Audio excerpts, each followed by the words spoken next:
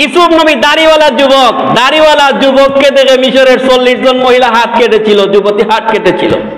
পৃথিবীর মধ্যে এমন কোন নজির আপনি দেখাইতে পারবেন না যে দাড়িবিহীন যুবককে দেখে মহিলা হাত কেটেছিল।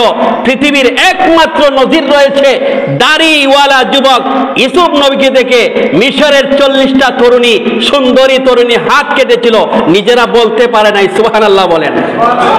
পুরুষের সৌন্দর্য হচ্ছে দাড়ির মধ্যে, দাড়ি যাদের মধ্যে রয়েছে এটাই হচ্ছে পুরুষের সৌন্দর্য। আর নারীর সৌন্দর্য হচ্ছে পর্দার মধ্যে।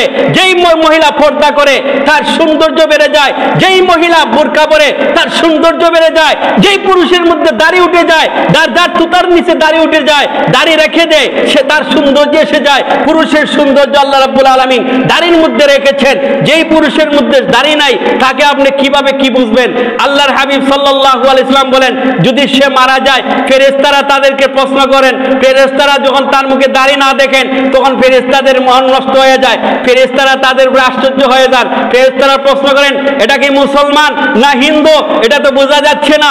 ও ভাই দুস্থ বুজুর্গ, আমরা এমন এক মুসলমান, আমরা এমন মুসলমান, আমরা নামে মুসলমান, কার্যত মুসলমান নয়। আমাদেরকে কার্যত মুসলমান হতে হবে, ইসলামী শিক্ষায় শিক্ষিত হতে হবে, নবীজির সুন্নাহ অনুসরণ করতে হবে। নবীজির সুন্নাহ, নবীজি বলেন, যেই আমার উম্মত দাড়ির মধ্যে হাত লাগাই দিল সেজন্য আমার কলিজায় হাত ঢুকাই দিল, কলিজার মধ্যে হাত লাগাই দিল।